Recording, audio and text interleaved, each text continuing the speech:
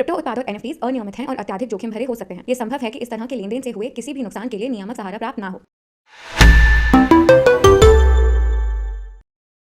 Hello hi everyone, welcome back to another episode of market update.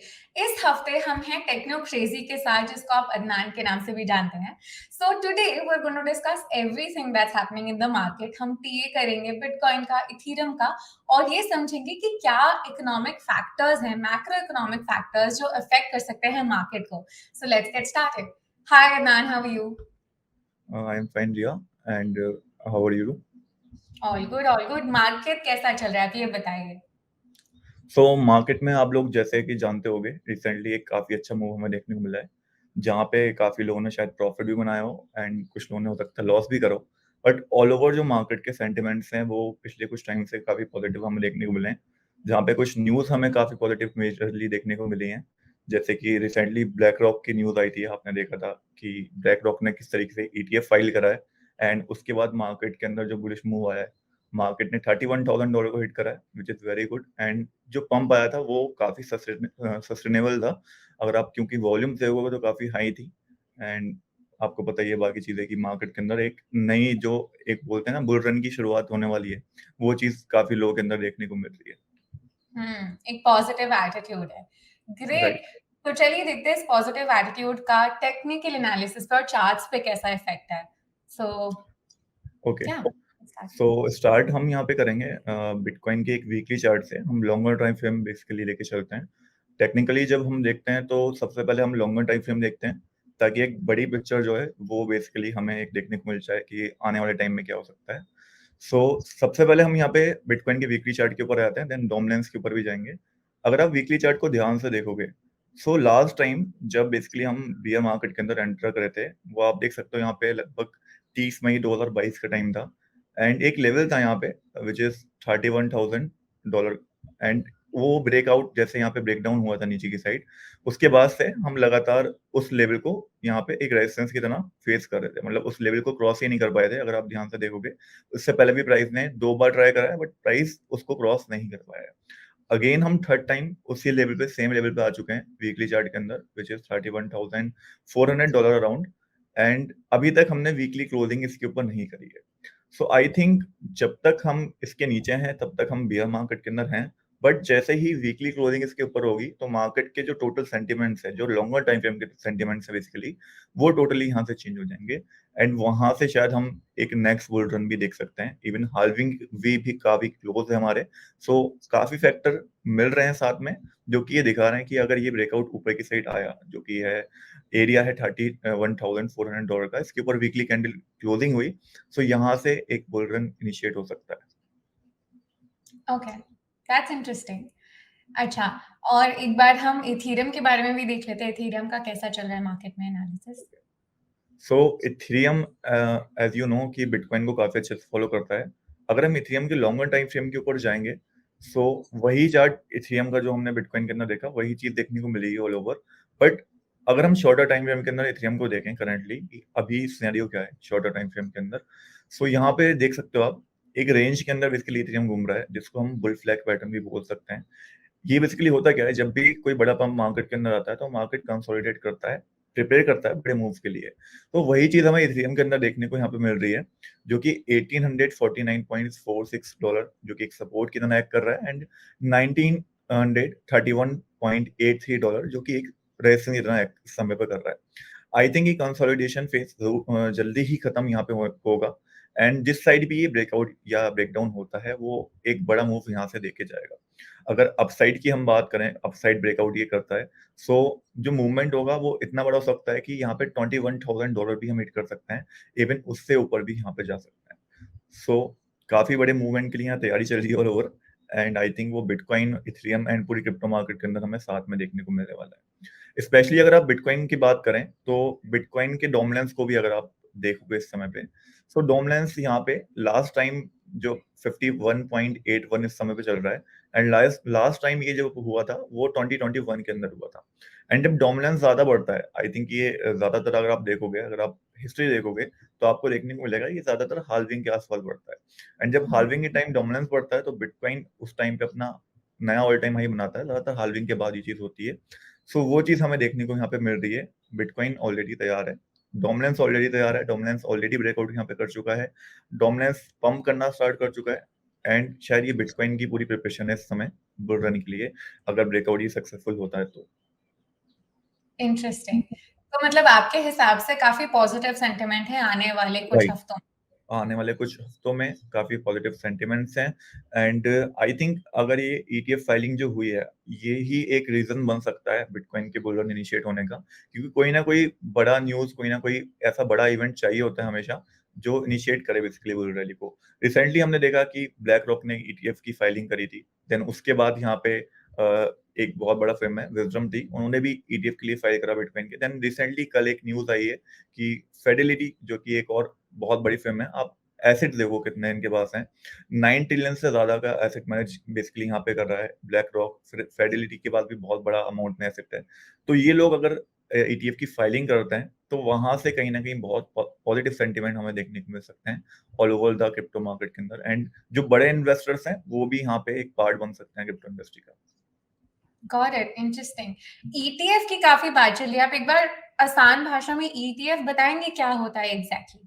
So ETF basically exchange trading fund को हम बोलते हैं। And ETF ऐसा नहीं है सिर्फ बिटकॉइन का ही होता है, अगर आप स्टॉक मार्केट के अंदर देखोगे आपको डिफरेंट डिफरेंट ईटीएफ देखने को मिल जाएंगे, इक्विटी के एंड यहाँ पे कमोडिटी के डिफरेंट डिफरेंट टाइप्स के ईटीएफ्स होते हैं। बट ईटीएफ का जो मेन पर्पस होता है वो ये होता है कि जो भी बड़े इन्वेस्टर हैं जो मिलियंस ऑफ डॉलर या जो बिलियंस ऑफ डॉलर्स में यहाँ पे इन्वेस्ट करते हैं, वो एक्सचेंज के ऊपर आके तो ट्रेड करेंगे नहीं या एक्सचेंज पर बाय सेल नहीं करेंगे, उनको सिक्योरिटी का थोड़ा इशू रहता है।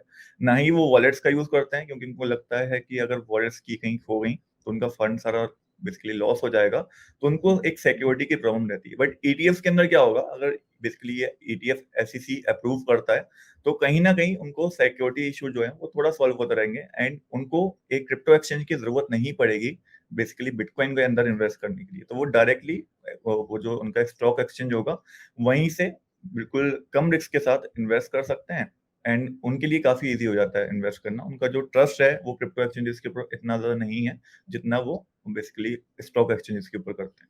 तो उनके लिए काफी इजी हो जाता है, एंड उनका जो इन्वेस्टमेंट है वो भी काफी डाइवर्सिफाई वहां पे हो जाता है। Got it. So ETF basically वो फाइनेंशियल इंस्ट्रूमेंट्स हैं जो लिस्टेड हैं और जो प्राइस ट्रैक कर रहे हैं बिटकॉइन का, जैसे या फिर कोई भी और अदर राइट, एसेट का, right? Right. Like a and stock ETF which में। बेसिकली इजी भी करते हैं, मतलब इन्वेस्टमेंट को अगर आप देखोगे तो इन सिंपल वर्ड्स हम बोल सकते हैं it's simplified investments. Got it, interesting. Thank you so much for that अनान। चलिए अब इसके अलावा हमें ये बताइए कि और क्या क्या फैक्टर्स हैं, मैक्रो इकोनॉमिक फैक्टर्स, या फिर दुनिया में ऐसा क्या चल रहा है जो इम्पैक्ट कर सकता है या करंटली कर रहा है आई थिंक बिटकॉइन और क्रिप्टो पहले मार्केट? हम थोड़ा अगर टेक्निकल साइड से देखें तो यूएस की मार्केट, जिसको एसएमपी 500 के नाम से हम जानते हैं, जो यूएस की मार्केट का बेसिकली इंडेक्स है, जैसे निफ्टी 50 है इंडिया के अंदर, वैसे ही एसएमपी 500 है यूएस की मार्केट का इंडेक्स। अब यहाँ पे क्या होता है, बिटकॉइन काफी ज्यादा इसको ट्रैक करता है, मतलब अगर ये ऊपर जा रहा होता है तो बिटकॉइन के अंदर चांसेस रहता है कि अपसाइड मूव ज्यादा है। अगर आप चार्ट भी दोनों के मैच करके देखोगे तो आपको ऑलमोस्ट सेम देखने को मिलते हैं। सो अभी के लिए अगर आप यूएस के मार्केट को ध्यान से देखते हो तो रिसेंटली एक ब्रेकआउट इसके अंदर आया था, सेम वैसे ही जैसे बिटकॉइन के अंदर आया था वैसे ही आप देख सकते हो इसके अंदर भी वैसे ही एक ब्रेकआउट आया है काफी अच्छा। एंड उसी को अभी प्राइस रिटेस्ट करने यहाँ पे आया हुआ है। एंड इवन अगर आप कुछ लास्ट कैंडल्स देखोगे, सो अगर हम बात करें सेकंड लास्ट कैंडल की जो रात में बनी थी, यहाँ पे आप देखोगे कितनी बुलिश कैंडल बनी है, इवन जरा से भी विक नहीं है इस कैंडल के अंदर। इसको हम काफी बुलिश कैंडल बोलते हैं बेसिकली, जब विक नहीं होती कैंडल के अंदर एंड उसका साइज काफी ज्यादा बड़ा होता है, सो वो बुलिश कैंडल मानी जाती है। तो यहाँ पे ये काफी ज्यादा दिखाती है कि बायर्स काफी ज्यादा स्ट्रॉन्ग है। तो जब एसएमपी समिट के अंदर बायर्स इतना ज्यादा स्ट्रॉन्ग है, तो वो कहीं ना कहीं बिटकॉइन को भी इम्पैक्ट करेगा मेरे हिसाब से। एंड वही इम्पैक्ट शायद हमें बिटकॉइन के ऊपर पॉजिटिव देखने को मिले अगर यूएस के मार्केट कुछ इस तरीके से, आप देख सकते हो यहाँ पे ब्रेकआउट हुआ था, ब्रेकआउट के बाद रिटेस्ट हुआ, देन रिटेस्ट के बाद यहाँ पे एक बिग मूव के लिए यहाँ पे तैयार है। सो आई थिंक इसके अंदर अगर बिग मूव आता है तो बिटकॉइन को वो कहीं ना कहीं पॉजिटिवली इम्पैक्ट करेगा ही करेगा। एंड वैसे ही यहाँ पे अगर हम बात करें डीएक्सवाई जो कि डॉलर इंडेक्स है, तो ये बिटकॉइन के थोड़ा अपोजिट चलता है। यहाँ पे हमें एक डिसेंडिंग ट्रायंगल देखने को मिल रहा है which is bearish pattern. And descending triangle pattern अगर ब्रेक डाउन होता है तो हमें काफी बड़ा फॉल देखने को मिलता है।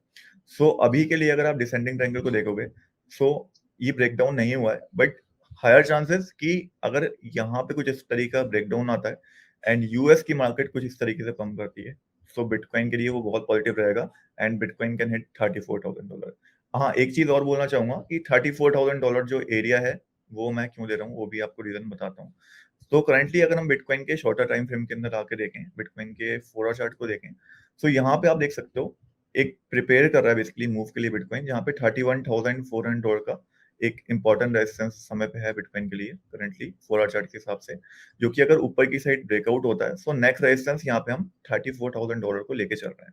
इसके पीछे रीजन दो हैं। पहला कि अगर आप डेली चार्ट या वीकली चार्ट देखते हो तो आपको रेजिस्टेंस एक्चुअल में वही देखने को मिलता है, क्योंकि लास्ट टाइम यहीं से हमें बेसिकली एक सपोर्ट एरिया की तरह काम करा था, सो हायर चांसेस रहेंगे कि रेजिस्टेंस के तरह काम यहाँ पे करे। बट उसके अलावा एक और जो एक मेजर रीजन है जो कि ये CME gap, and CME gap के बारे में आई थिंक काफी बार मैं बात भी कर चुका हूँ। सो सीएमई गैप जो नेक्स्ट हमें देखने को मिलने वाला है वो $34,425 पे देखने को मिलने वाला है। दैट्स द रीजन कि काफी ज्यादा चांसेस बन रहे हैं कि वो एरिया प्राइस हिट करेगा बिटकॉइन का अगर ऊपर की साइड ब्रेकआउट आता है तो। Interesting, got it. इसके अलावा और कुछ फैक्टर्स हैं जो हमको ध्यान में रखने चाहिए? ओके, सो ये टेक्निकल साइड से फैक्टर्स से जो बिटकॉइन को इम्पैक्ट करते हैं। अब फंडामेंटल साइड से हम देखें जो कि अच्छा खासा इम्पैक्ट डालते हैं बिटकॉइन के ऊपर। So as you know, US की तरफ से कोई भी न्यूज आती है तो उसका डायरेक्टली इम्पैक्ट होता है क्रिप्टो मार्केट के ऊपर and all over the world की मार्केट के ऊपर। स्पेशली जो इंटरेस्ट रेट हाइक हमें लास्ट टाइम लगातार देखने को मिली है वो काफी ज्यादा बिटकॉइन के ऊपर इम्पैक्ट करी है एंड सीपीआई डाटा काफी ज्यादा इम्पैक्ट करा है। एंड अभी जुलाई के अंदर बेसिकली यहाँ पे सीपीआई डाटा आने वाला है यूएस के अंदर। अगेन इन्फ्लेशन कितना रहा है जून के अंदर वो पता चल जाएगा हमें जुलाई के अंदर, एंड आई थिंक वो जो डाटा आएगा वो बहुत ज्यादा इम्पैक्ट करेगा बिटकॉइन के ऊपर, इवन यहाँ पे यूएस की मार्केट के ऊपर भी। क्योंकि लास्ट टाइम आपको याद होगा जब बेसिकली फेडरल की मीटिंग हुई थी, वहां पे ये डिस्कस करा गया था कि 2 हाइक हमें और देखने को मिल सकती हैं इसी 2023 के अंदर, जो कि यहाँ पे काफी इंपॉर्टेंट रहेंगी कि वो किस तरीके से 2% से नीचे इन्फ्लेशन रेट को लेके आते हैं। सो अगर यहाँ पे इन्फ्लेशन डाटा प्रीवियस टाइम से हायर आता है, सो आई थिंक वो नेगेटिव मार्केट के लिए रह सकता है। अदरवाइज अगर वो लोअर आता है तो वो मार्केट को उसी तरीके से पॉजिटिवली इम्पैक्ट करेगा एंड शायद हाइक भी हमें जो इंटरेस्ट रेट हाइक है वो भी ना देखने को मिले। बट इंटरेस्ट रेट हाइक तभी होंगी जब ये जो डाटा है सीपीआई का जो कि जुलाई के अंदर आना है वो नेगेटिव यहाँ पे होता है। So I think that's the big factor जो मार्केट को एक बड़े मूव के लिए इम्पैक्ट कर सकता है। सो चाइना की साइड से जब भी कोई बड़ी न्यूज आती है बेसिकली, सो वो या तो डायरेक्टली बुल रन के अंदर बेचती है मार्केट को या फिर वो यहाँ से बियर मार्केट की स्टार्टिंग कर देती है। सो आई थिंक चाइना बहुत ज्यादा इंपॉर्टेंट रहेगा यहाँ पे फैक्टर जो कि मार्केट को बड़ा इम्पैक्ट डाल सकता है। एंड कोई बड़ी न्यूज भी काफी टाइम से नहीं आई है चाइना की तरफ से डायरेक्टली, सो उसके ऊपर कंसिडर मैं करूंगा काफी ज्यादा कि चाइना की साइड से भी कोई पॉजिटिव न्यूज हमें देखने को मिल जाए। अनंत, एक और चीज, आपने काफी बिटकॉइन हार्विंग के बारे में मेंशन किया है, राइट? आप एक बार क्विकली एक्सप्लेन करोगे बिटकॉइन हार्विंग क्या है, कब होने वाला है, उसका टेंटेटिव इम्पैक्ट कैसा रहता है? सो बिटकॉइन हार्विंग बेसिकली एक इवेंट होता है जो कि हर 4 साल में यहाँ पे बिटकॉइन की ब्लॉकचेन के ऊपर कराया जाता है, जहाँ पे जो बिटकॉइन का रिवॉर्ड होता है, जो ब्लॉक रिवॉर्ड होता है, जो माइनर्स को मिल रहा होता है बेसिकली, उसको कम कर दिया जाता है, उसको हाल्व कर दिया जाता है। अब अकॉर्डिंग टू डाटा जब भी बिटकॉइन हार्विंग होती है उसके बाद उसके कुछ टाइम बाद यहाँ पे बिटकॉइन अपना एक नया ऑल टाइम हाई लगाता है। अगर आप ये डाटा देखो प्रीवियस टाइम का, सो जब भी यहाँ पे हार्विंग हुई है उसके जस्ट कुछ मंथ्स बाद यहाँ पे बिटकॉइन ने अपना ऑल टाइम हाई लगाया है, या फिर कुछ एक ईयर बाद यहाँ पे अपना ऑल टाइम हाई लगाया है। सो ये डाटा काफी ज्यादा इम्पैक्ट आई थिंक करता है बिटकॉइन हाल्विंग के ऊपर, एंड दैट्स वाई कि लोग काफी बेसब्री से इंतजार करते हैं हाल्विंग का। एंड सिर्फ हाल्विंग बिटकॉइन के अंदर ही नहीं होती है, बाकी बहुत सारे कॉइन्स हैं जिनके अंदर हाल्विंग होती है, जैसे कि रिसेंटली लाइट कॉइन की आने वाली है एंड उसके बाद बिटकॉइन कैश की हमें देखने को मिलेगी, देन यहाँ पे फिर बिटकॉइन की हमें देखने को मिलेगी। अगर हम बिटकॉइन की हाल्विंग की यहाँ पे बात करें, सो 7th of June 2024 के अंदर बेसिकली बिटकॉइन की हाल्विंग यहाँ पे होनी है। एंड रिसेंटली जो सबसे क्लोज हाल्विंग है हमारे पास वो यहाँ पे लाइट कॉइन की है, जो कि 2nd of August 2023 को यहाँ पे होनी है। उसके अलावा भी पास में यहाँ पे फ्लक्स कॉइन की हाल्विंग हुई है, एंड फ्लक्स कॉइन की जब हाल्विंग हुई थी काफी लोगों ने देखा था कि वहां पे फ्लक्स कॉइन बहुत अच्छे से परफॉर्म कर रहा था। सो यही एक एग्जांपल है कि किस तरीके से हाल्विंग पे जो प्रोजेक्ट्स हैं वो काफी अच्छा परफॉर्म वहां पे करते हैं। Got it, got it. तो बिटकॉइन हार्विंग एक इम्पॉर्टेंट फैक्टर हो सकता है मार्केट में भी और बिटकॉइन के प्राइस मूवमेंट में भी। तो इस पे अच्छा ध्यान रखना चाहिए हमको कि कैसे प्राइस मूवमेंट्स हो रहे हैं, और एक prediction from the past years हमें पता है, उस हिसाब से we can make our trading patterns and strategies for the upcoming weeks. So and I think news भी जो है वो बिटकॉइन हाल्विंग के लिए काफ़ी प्रिपेयर्ड है, अगर आप न्यूज़ वाइज़ देखोगे। क्योंकि कहीं न कहीं लोगों की नज़र इस पे भी है कि यहाँ पे जो बेसिकली एसईसी है, वो अप्रूवल देता है, नहीं देता है। ब्लैकरॉक ने फाइल तो कर दिया है बेसिकली, एंड यहाँ पे और भी कंपनीज़ ने फाइल कर दिया है, बट अगर यहाँ पे एसईसी अप्रूव नहीं देता, तो वही नेगेटिविटी के अंदर भी चला जाएगा। तो अप्रूवल मिलना भी बहुत ज़्यादा इम्पोर्टेंट है, जिसकी 50% चांसेस हैं। So thank you so much Adnan for all these informative bits and pieces. काफी हेल्पफुल रहा हमें समझना कि मार्केट में क्या चल रहा है और टीए कैसा रहा है बिटकॉइन का और इथेरियम का। So thank you so much guys, मिलते हैं अगले सेशन में मार्केट अपडेट के। तब तक के लिए अपनी रिसर्च खुद से करते रहना and I will see you in another video. Bye bye.